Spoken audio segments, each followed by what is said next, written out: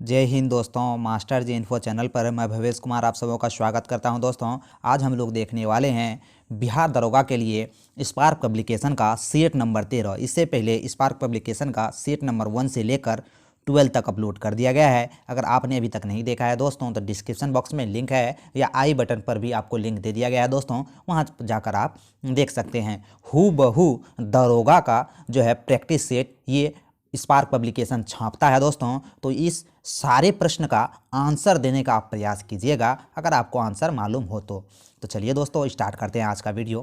पहला प्रश्न है, खलीफा से प्रतिष्ठापन पत्र मांगने पर प्राप्त करने वाला प्रथम सुल्तान कौन था? तो प्रथम सुल्तान कौन था दोस्तों? तो इल्तुतमिश। खलीफा से प्रथम जो है दोस्तों सुल्तान बनने का वैध प्रमाण पत्र मांगने वाला सुल्तान इल्तुतमिश था। ठीक है दोस्तों, इल्तुतमिश दिल्ली सल्तनत का प्रथम सुल्तान था जिसने 1229 में, जी हाँ दोस्तों 1229 में इन्होंने अबू खलीफा से जो है दोस्तों सुल्तान पद का धारण किया था, यानी कि सुल्तान का जो पद है दोस्तों वह खलीफा से प्राप्त किया था। नेक्स्ट क्वेश्चन की बात करें दोस्तों, तिब्बती बौद्ध धर्म का प्रचार करने वाले बौद्ध भिक्षु कौन थे? तो तिब्बती बौद्ध धर्म का प्रचार करने वाले भिक्षु पद्म संभव थे। कौन थे दोस्तों? पद्म संभव। बात करें दोस्तों तिब्बती बौद्ध धर्म के इतिहास के महत्वपूर्ण अध्यायों में से 8वीं शताब्दी में बौद्ध मनु पद्म संभव ने कई बौद्ध ग्रंथों को तिब्बती भाषा में अनुवाद किया और तांत्रिक बौद्ध परंपराओं के स्थानीय बौद्ध धर्म में विलय कर तिब्बती बौद्ध धर्म को प्रशय दिया। ठीक है, तो पद्म संभव इसका राइट आंसर हो जाएगा। नेक्स्ट क्वेश्चन की बात करें दोस्तों, तीसरा नंबर प्रश्न है, 1937 ईस्वी में देसी भाषा के माध्यम से बुनियादी शिक्षा देने के गांधी जी के प्रस्ताव के समर्थन करने के लिए शिक्षा सम्मेलन कहाँ आयोजित हुआ था दोस्तों? तो यह शिक्षा सम्मेलन कहाँ आयोजित हुआ था? तो इसका जो है दोस्तों वर्धा में यह सम्मेलन आयोजित हुआ था 1937 में। महात्मा गांधी द्वारा बुनियादी शिक्षा देने की बात कही गई थी। बात करें दोस्तों 31 जुलाई 1937 को हरिजन में एक लेख लिखा गया था जिसके आधार पर अक्टूबर 1937 में एक अखिल भारतीय राष्ट्रीय शिक्षा सम्मेलन का आयोजन किया गया। इस सम्मेलन को वर्धा शिक्षा सम्मेलन भी कहा जाता है। इस तरह का जो पत्रिका था दोस्तों हरिजन पत्रिका महात्मा गांधी द्वारा स्टार्ट किया गया था, ये भी हमें याद रखना है। 4 नंबर प्रश्न है दोस्तों कि किस कर को 1994 से 95 में छोटे रूप में लागू करने के लिए बहुत समय बाद संवैधानिक दर्जा दिया गया? तो किस कर के बारे में यह बोल रहा है दोस्तों? तो 4 का यहाँ जो सही आंसर होने वाला है वह जाएगा सेवाओं पर कर। क्या है दोस्तों? सेवाओं पर कर। तत्कालिक केंद्रीय वित्त मंत्री डॉक्टर मनमोहन सिंह ने वर्ष 1994-95 के अपने बजट भाषण में सर्विस टैक्स की नई अवधारणा दी थी। ये भी हमें याद रखना है। नेक्स्ट है, सेवाओं को कर को सर्विस टैक्स भी कहते हैं, ये मनमोहन सिंह की देन है। नेक्स्ट 5 नंबर प्रश्न है, अमेरिकी स्वतंत्रता की घोषणा किसके सिद्धांतों पर आधारित थी? तो अमेरिकी स्वतंत्रता की जो घोषणा थी दोस्तों यह नरसैंगिक अधिकार की घोषणा पर आधारित थी। ये भी हमें याद रखना है। नेक्स्ट है 6 नंबर प्रश्न। 6 नंबर प्रश्न है, निम्नलिखित में से किस पदाधिकारी को संसद के सदस्यों नहीं होने पर भी उसे संबोधित करने का अधिकार है दोस्तों? तो यह किसके बारे में बोल रहा है? तो अटॉर्नी जनरल ऑफ इंडिया के बारे में बोल रहा है। अटॉर्नी जनरल ऑफ इंडिया जो होता है दोस्तों यह किसी भी संसद का सदस्य नहीं होता है, लेकिन किसी भी संसद में जाकर यह बोल सकता है। ठीक है, वोट सिर्फ नहीं दे सकता है। ठीक है, 7 नंबर प्रश्न है, फ्रांसीसी क्रांति के संबंध में पंपलेट है what is the third state, किसने लिखा था? What is the third state के यहाँ पर जो लेखक हो जाएंगे दोस्तों वह हो जाएंगे एबे सीएस द्वारा लिखा गया था what is the third state. ठीक है, what is the third east जो है एक राजनीतिक पंपलेट है जिसे फ्रांसीसी क्रांति के फैलने से पहले फ्रांसीसी विचारक और पादरी अब्बे एमानुएल जोसेफ सीएस ने जनवरी 1789 में लिखा था। नेक्स्ट क्वेश्चन की बात करें 8वां नंबर प्रश्न है, गांधी जी का नमक सत्याग्रह किस आंदोलन का हिस्सा था? तो गांधी जी का जो नमक सत्याग्रह था दोस्तों यह सविनय अवज्ञा आंदोलन का हिस्सा था। गांधी जी का जो नमक सत्याग्रह था सविनय अवज्ञा आंदोलन का हिस्सा था। यह 1930 में स्टार्ट हुआ था। कब स्टार्ट हुआ था दोस्तों? तो यह 1930 में स्टार्ट हुआ था। तो ऑप्शन नंबर डी यहाँ पर राइट आंसर हो जाएगा। नेक्स्ट है, स्फूर्ति से संबंध गतिरोध ऐसी स्थिति है जिसका अभिलक्षण क्या है? तो इसका अभिलक्षण क्या होने वाला है दोस्तों? तो इसका ऑप्शन देख लेते हैं। इसका जो अभिलक्षण हो जाएगा दोस्तों, यह हो जाएगा स्फूर्ति का अभिलक्षण मुद्रास्फीति और बेरोजगारी को बढ़ाना है। मुद्रास्फीति और बेरोजगारी बढ़ना है। ठीक है। 10वां नंबर प्रश्न है, आवश्यकताओं की मांग कैसी होती है? तो आवश्यकताओं की जो मांग होती है दोस्तों, आलोचनीय होती है। तो इकोनॉमिक्स से 2 से 3 सवाल पूछे जाते हैं बिहार दरोगा के एग्जाम में, जो काफ़ी इंपॉर्टेंट होते हैं आपके रिजल्ट के लिए। तो आवश्यकताओं की मांग कैसी होती है? आलोचनीय होती है। 11वां नंबर प्रश्न है दोस्तों, किसी देश का भुगतान शेष समस्यावस्था में कब होता है? तो 11 का जो यहाँ पर राइट आंसर होने वाला है, घरेलू मुद्रा की मांग उसकी पूर्ति के बराबर होती है। तो किसी देश का भुगतान शेष समयावस्था में कब होता है? तो जब घरेलू मुद्रा की मांग उसकी पूर्ति के बराबर होता है। ठीक है। तो ऑप्शन नंबर भी यहाँ पर राइट हो जाएगा। 12 नंबर प्रश्न है कि मूल्य वर्धित का अर्थ क्या है? तो मूल्य वर्धित एक प्रकार का कर है दोस्तों। तो मूल्य वर्धित अर्थ का किसके मूल्य के बराबर है, ये प्रश्न पूछा जा रहा है। तो मूल्य वर्धित जो है दोस्तों, माल और सेवाओं का घाटा, मध्यवर्ती माल और सेवाओं की लागत। ये ऑप्शन नंबर डी यहाँ पर राइट आंसर हो जाएगा। जीएनपी और एनएनपी के बीच क्या अंतर होता है दोस्तों? तो जीएनपी और एनएनपी के बीच अंतर होता है मूल्यह्रास का। जीएनपी में अगर मूल्यह्रास घटा देंगे तो एनएनपी बन जाएगा, वहीं एनएनपी में मूल्यह्रास जोड़ देंगे तो जीएनपी बन जाएगा। तो ये भी हमें याद रखना है, कई बार सूत्र भी पूछा जाता है। 14 नंबर प्रश्न है, यह निर्णय कौन करता है कि अमुक विधेयक धन विधेयक है? तो लोकसभा जो अध्यक्ष होते हैं दोस्तों, यही निर्णय लेता है कि कौन सा विधेयक धन विधेयक है। ठीक है। तो लोकसभा अध्यक्ष यह निर्णय लेता है। 15वां नंबर प्रश्न है, निम्नलिखित में से किस देश को फेबियन समाजवाद का घर माना जाता है? तो फेबियन समाजवाद का जो घर कहते हैं, यह कहते हैं इंग्लैंड को। इंग्लैंड को फेबियन समाजवाद का घर कहते हैं। नेक्स्ट है, पादप जल संबंधों में जो प्रतीक है दोस्तों, यह प्रतीक का प्रयोग किसके दर्शाने के लिए किया जाता है दोस्तों? तो यह जो प्रतीक है, यह किसको दर्शाने के लिए किया जाता है? ठीक है। तो 16 का जो यहाँ पर राइट आंसर होने वाला है दोस्तों, यह हो जाएगा जल विभव को दर्शाने का यह प्रतीक है। नेक्स्ट है 17 नंबर प्रश्न है, पशुओं के हीमोग्लोबिन के सदृश पौधों में कौन सा अणु होता है? तो कौन सा अणु यहाँ पर हो जाएगा दोस्तों? तो यह अणु हो जाएगा क्लोरोफिल। पशुओं के हीमोग्लोबिन में पौधों के कौन सा अणु होता है? तो क्लोरोफिल अणु होता है। तो ये भी हमें याद रखना है। नेक्स्ट क्वेश्चन की बात करें, 18 नंबर प्रश्न, वीडियो पसंद आए तो एक लाइक जरूर कीजिएगा, चैनल पर नया है तो चैनल को सब्सक्राइब कर लीजिएगा। बीपीएससी, बिहार दरोगा, बिहार पुलिस, एसएससी, रेलवे से संबंधित बहुत सारे स्टडी मटेरियल आपको मास्टर जी इन्फो यूट्यूब चैनल पर मिल गए हैं दोस्तों। तो एक बार चैनल को विजिट कर जरूर देखें। प्रतिजन क्या होता है? तो प्रतिजन क्या होता है दोस्तों? तो प्रतिजन जो होता है, प्रतिरक्षी निर्माण के लिए एक उद्दीपक होता है प्रतिजन।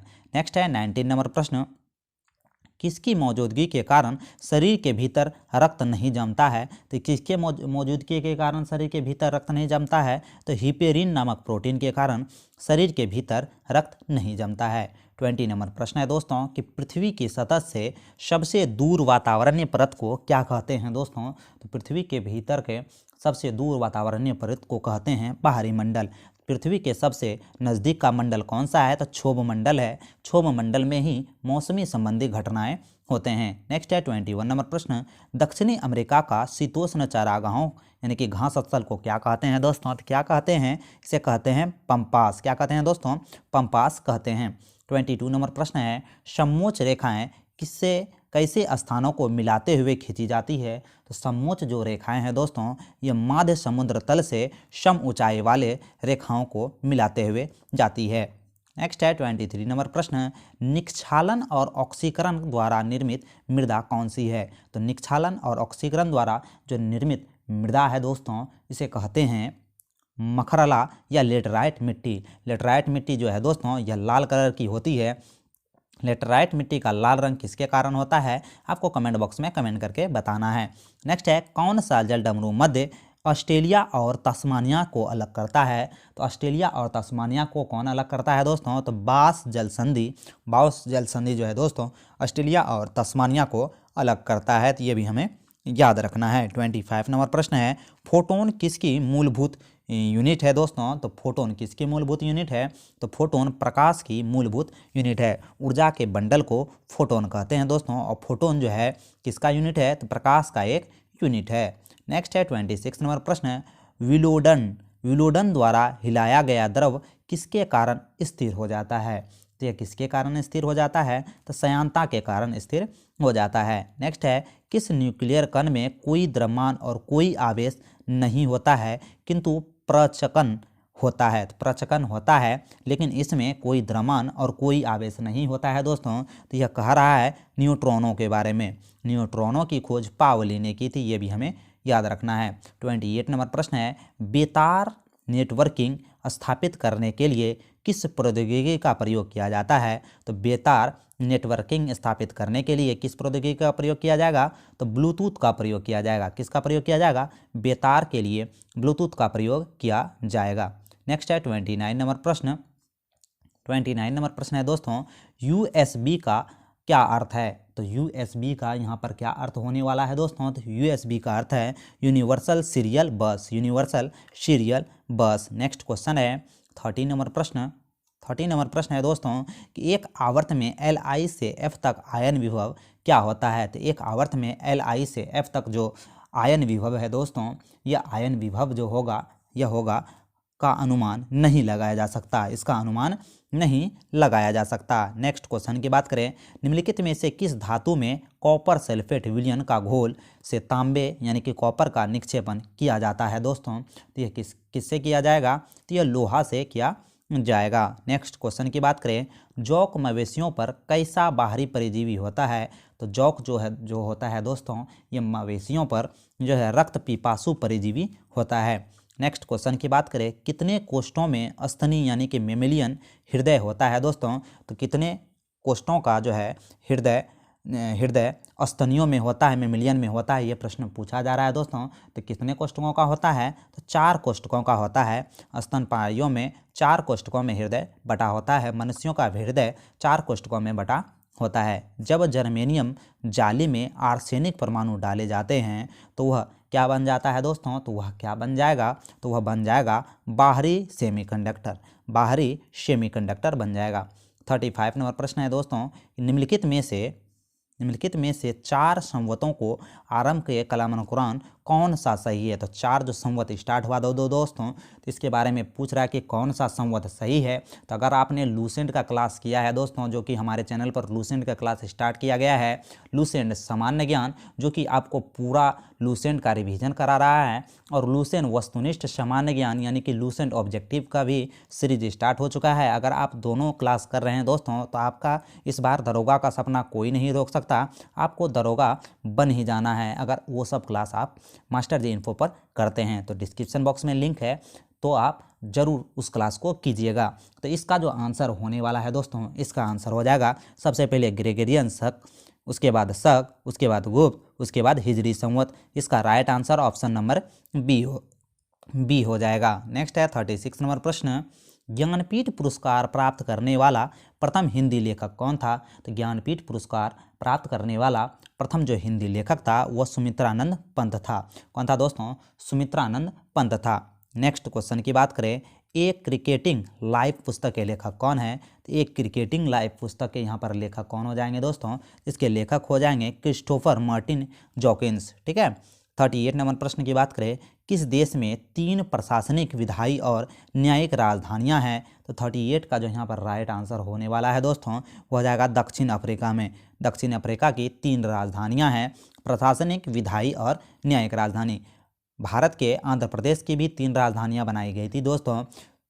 इसी तरह से 39 नंबर प्रश्न है, अफ्रीका के कितने देश पेट्रोलियम निर्यातक देश संगठन ओपेक में सदस्य हैं दोस्तों? तो ओपेक में अफ्रीका के कितने देश सदस्य हैं? तो 4 देश अफ्रीका महादेश के जो है दोस्तों ओपेक में सदस्य हैं, ये भी हमें याद रखना है। चलते हैं नेक्स्ट क्वेश्चन की ओर। वीडियो पसंद आए तो एक लाइक जरूर कीजिएगा और अपने दोस्तों के बीच शेयर जरूर कीजिएगा दोस्तों, और चैनल पर नए होंगे तो चैनल को सब्सक्राइब जरूर कर लीजिएगा। 40 नंबर प्रश्न है कि भारत में कृषि के लिए रबर का पौधा कहाँ से लाया जाता है? तो भारत में कृषि के लिए जो रबर का पौधा होता है दोस्तों, वह लाया जाता है ब्राज़ील से। नेक्स्ट क्वेश्चन की बात करें 41 नंबर प्रश्न, विश्व में सबसे बड़ी मूंगा चट्टानें किस तट के निकट है? तो विश्व में सबसे बड़ी जो मूंगा चट्टानें हैं दोस्तों यह ऑस्ट्रेलिया में है। कहाँ पर है? ऑस्ट्रेलिया में है। भारत के निम्नलिखित में से कौन सा विश्व धरोहर स्थल मध्य प्रदेश में नहीं है? तो कौन सा विश्व धरोहर स्थल मध्य प्रदेश में नहीं है दोस्तों? तो इसका जो राइट आंसर हो जाएगा सूर्य मंदिर कोणार्क जो है दोस्तों यह उड़ीसा में है, जबकि खजुराहो मध्य प्रदेश में है, सांची स्तूप मध्य प्रदेश में है, भीमबेटका जो भी है दोस्तों मध्य प्रदेश में है। तो काफ़ी इंपॉर्टेंट ये प्रश्न है दोस्तों। 43 नंबर प्रश्न है, गोताखोर के प्रयोग में आने वाले गैस सिलेंडरों में ऑक्सीजन के लघुत्तरक तनु करने के लिए निम्नलिखित में से किसका प्रयोग किया जाता है? तो हीलियम गैस का प्रयोग किया जाता है। गोताखोर को ऑक्सीजन और हीलियम से मिश्रित गैस दिया जाता है, सिलेंडर दिया जाता है। 44 नंबर प्रश्न है दोस्तों, निम्नलिखित में से क्या ऑक्सी एसिड नहीं है? ऑक्सी एसिड कौन सा नहीं बनाता है, ये प्रश्न पूछा जा रहा है।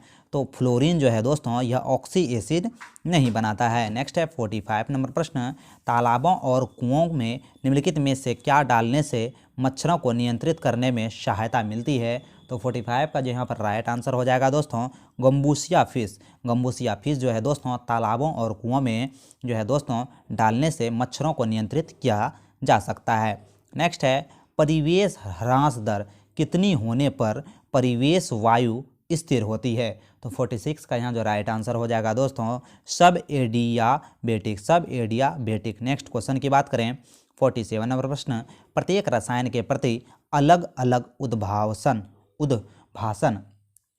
एक्सोपोजर के प्रभावों की अपेक्षा रसायनों के मिश्रणों के प्रति उद्भासन के प्रभाव अधिक होते हैं, इसके क्या कारण है? ये प्रश्न पूछा जा रहा है दोस्तों। तो इसके क्या कारण हो जाएंगे? तो इसका कारण हो जाएगा सहक्रिया। क्या हो जाएगा? सहक्रिया। नेक्स्ट है जिस फिल्टर पर मलजम यानी कि सीवेज डाला जाता है उसे क्या कहते हैं? तो उसे क्या कहते हैं दोस्तों? तो 48 का यहाँ जो राइट आंसर हो जाएगा रिसाव ट्रिकलिंग फिल्टर कहा जाता है। नेक्स्ट है 49 नंबर प्रश्न, 3 विदुषियों जिसमें गार्गी, मैत्रेयी और कपिला का घर किस शहर में था? तो 3 विदुषी हैं जिसमें गार्गी, मैत्रेयी और कपिला का घर जो था दोस्तों यह कहाँ था? तो यह जो था मिथिला में था। कहाँ था? मिथिला में था। नेक्स्ट है 15 नंबर प्रश्न की बात करें दोस्तों। 15 नंबर प्रश्न है कि पूर्ति अपनी मांग स्वयं निर्धारित कर लेता है, यह उक्ति किसकी है दोस्तों? तो यह जो उक्ति है कि पूर्ति अपनी मांग स्वयं निर्धारित कर लेता है यह मार्शल द्वारा कहा गया है। नेक्स्ट है किसी व्यक्ति की अवैध निरोध मामले में न्यायालय द्वारा निम्नलिखित में से क्या जारी किया जाता है? तो अवैध निरोध मामले में न्यायालय द्वारा कौन सा रिट जारी किया जाता है दोस्तों? तो यह जो रिट है उसे कहते हैं बंदी प्रत्यक्षकरण, यानी कि बंदी व्यक्ति को अदालत के सामने प्रत्यक्ष करो, प्रत्यक्ष रूप से लाओ। नेक्स्ट है निम्नलिखित में से क्या भारत की विदेशी मुद्रा परीक्षित पूंजी का अंग नहीं है? तो 52 का यहाँ जो राइट आंसर हो जाएगा दोस्तों यह हो जाएगा बैंकों और कॉरपोरेट संस्थाओं द्वारा धारित विदेशी मुद्रा की प्रतिभूतियाँ। तो ऑप्शन नंबर डी यहाँ पर राइट हो जाएगा। 53 नंबर प्रश्न है दोस्तों, उत्पादन के अवसर की लागत होती है। तो क्या होती है दोस्तों? तो यह जो होती है इसका ऑप्शन देख लेते हैं, जो किसी अन्य प्रयोग में अर्जित की जा सके उत्पादन यही लागत होती है। तो ऑप्शन नंबर डी यहाँ पर राइट हो जाएगा। 54 नंबर प्रश्न है, यदि किसी माल की मांग को ऋणात्मक आय लोच है और धनात्मक मूल्य लोच है तो वह कैसा माल है दोस्तों? तो वह कैसा माल हो जाएगा? तो वह माल कहलाएगा निम्न स्तरीय माल। नेक्स्ट क्वेश्चन है, निम्नलिखित में से क्या कृषि मूल्य नीति से संबंधित नहीं है? तो कृषि मूल्य से संबंधित कौन सी यहाँ पर नीति नहीं है दोस्तों? ये प्रश्न पूछा जा रहा है। तो ऑप्शन नंबर डी लाइसेंस प्रणाली जो है दोस्तों ये कृषि मूल्य से संबंधित नीति नहीं है, जबकि बफर स्टॉक, आयात और समर्थन मूल्य कृषि मूल्य नीति से संबंधित है। 56 नंबर प्रश्न की बात करें, निवेश गुणक निवेश का प्रभाव किस पर दर्शाता है? तो यह किस पर दर्शाएगा दोस्तों? तो यह दर्शाता है आय पर। नेक्स्ट क्वेश्चन की बात करें, दबाव समूहों के संबंध में निम्नलिखित में से क्या सही नहीं है?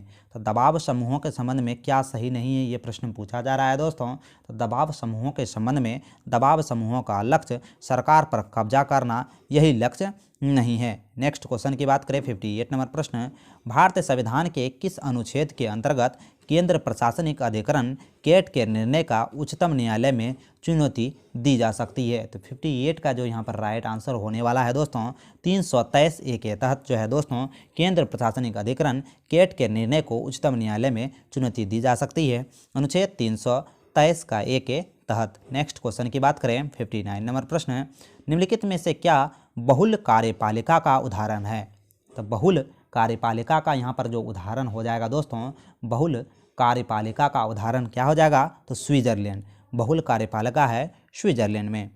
नेक्स्ट है, भारत के संविधान में शामिल राज्य के नीति निर्देशक सिद्धांत की अवधारणा किसके संविधान से ली गई है? तो राज्य के नीति निर्देशक सिद्धांत आयरलैंड के संविधान से भारतीय संविधान में ली गई है।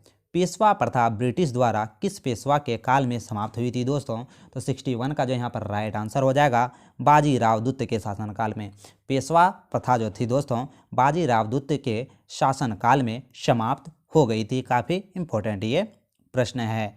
राजा खारवेल किसके चेदी वंश के महानतम शासक थे दोस्तों? तो राजा जो खारवेल थे यह कलिंग के शासक थे, जो कि चेदी वंश के महानतम शासकों में से एक थे। नेक्स्ट है, पाकिस्तान नाम किसने गढ़ा था? तो पाकिस्तान नाम जो है दोस्तों चौधरी रहमत अली ने गढ़ा था।